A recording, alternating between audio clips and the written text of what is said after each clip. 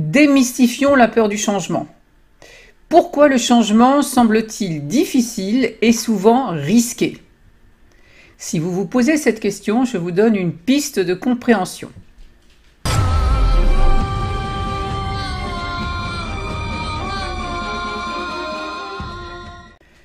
Bonjour, je m'appelle Elisandre, j'accompagne le changement et l'éveil par la réalisation des souhaits dans le miroir des contes de fées.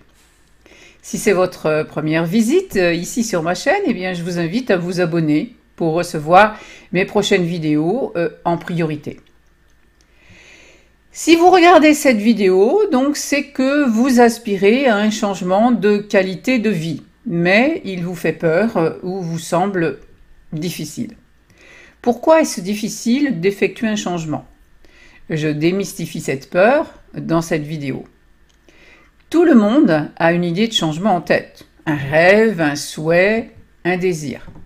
Ne serait-ce que vivre plus aisément, avoir un plus grand confort financier, se sentir investi dans un projet qui a du sens, par exemple. Si vous aspirez au changement, pourquoi ne le réalisez-vous pas? Après tout, c'est un besoin comme un autre. Vous êtes-vous posé la question? On dit que l'être humain n'aime pas le changement, qu'il se cantonne dans ses habitudes. Pour le constater, il n'y a qu'à voir, par exemple, comme il est difficile de mettre en œuvre les changements nécessaires au niveau planétaire, alors que la menace est grande. Aussi, il n'y a qu'à voir le nombre de personnes qui disent procrastiner ou la quantité de gens qui ne souhaitent pas se remettre en question. On dit que si l'être humain n'aime pas le changement, c'est parce qu'il a peur de l'inconnu. La réponse est juste, mais incomplète et superficielle. Pourquoi n'aime-t-il pas l'inconnu? Et qu'est-ce qui est inconnu, en fait? Que se passe-t-il quand il faut effectuer un changement? Pour changer quelque chose de significatif dans votre vie, vous devez forcément réorganiser votre quotidien. Je ne parle pas, bien sûr, d'un simple déplacement de votre armoire, mais d'un changement suffisamment important, voire vital, pour qu'il vous mette mal à l'aise, en vulnérabilité, en porte-à-faux ou dans une impression de désordre ou de chaos. Comme changer de lieu de vie, changer d'occupation, divorcer, se mettre en couple, changer de pays, de profession, devoir assumer une maladie. Il peut s'agir d'un changement décidé ou contraint. Mais décidé ou contraint, que se passe-t-il? Dans les deux cas, vous allez être face à 1000 questions et vous allez devoir réfléchir, penser, juger, choisir, supputer, trier, anticiper, douter, vous poser des questions, changer de croyance, déconstruire des idées, ressentir des émotions inhabituelles, etc.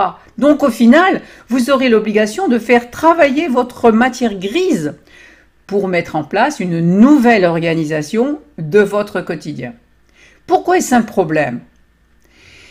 Ce n'est pas la future situation encore inconnue dont vous avez peur, puisque souvent vous la souhaitez.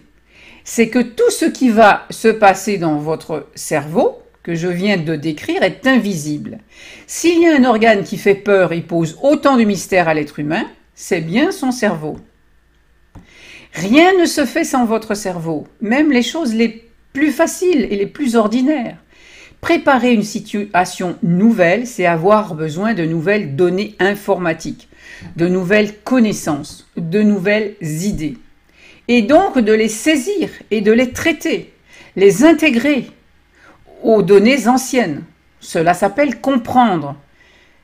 C'est de tout cela dont vous avez peur, parce que c'est immatériel. Vous en avez peur parce que c'est invisible. Vous ne voyez pas votre cerveau à l'œuvre. Combien de fois avez-vous des pensées angoissantes, des idées perturbatrices et des émotions déstabilisantes? Et puis la sensation de ne pas pouvoir les gérer, de ne pas en être maître. Quand vous êtes dans une situation habituelle, vous connaissez les réponses à apporter à vos questions. Les circuits neuronaux se formatent et créent des automatismes rassurants dont vous vous servez. Rassurants mais aussi sclérosants.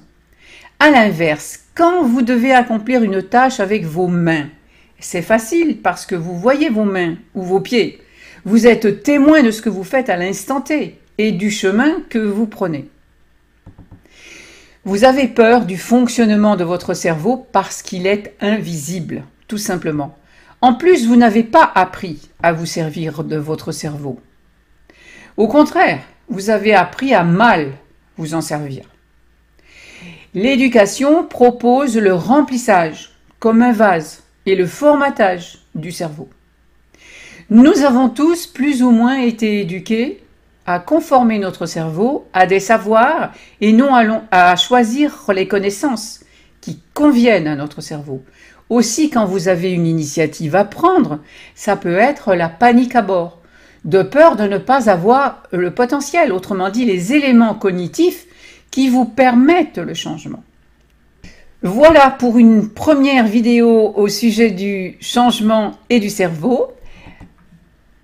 Je vous invite à vous exprimer sur le sujet dans les commentaires. Si vous avez apprécié cette vidéo ou si ça vous a apporté, mettez un pouce en l'air. Si vous pensez qu'elle peut réenchanter la vie d'autres personnes, alors partagez-la. Enfin, pour vous-même aller plus loin, vous pouvez télécharger mon coffret 3 secrets pour vivre la magie des contes. Vous allez trouver le lien sous la vidéo. Et je vous dis à bientôt pour une autre vidéo sur le changement.